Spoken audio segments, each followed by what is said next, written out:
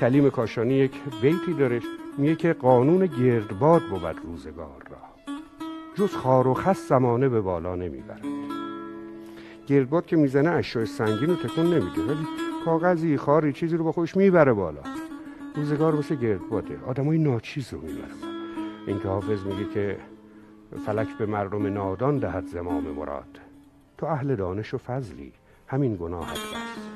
جهان خردمندان نیست، اکثریت با غیر خردمندانه. در جهانی که معیارهای فضیلت دانایی نیست، آدم اندیشمند تنهاست.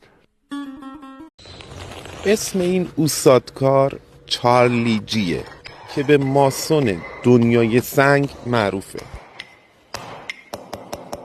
چارلی سنگ تراش طرفدارهای بسیار بالایی داره، به طوری که بلیت میگیرن و مثل یک فیلم سینما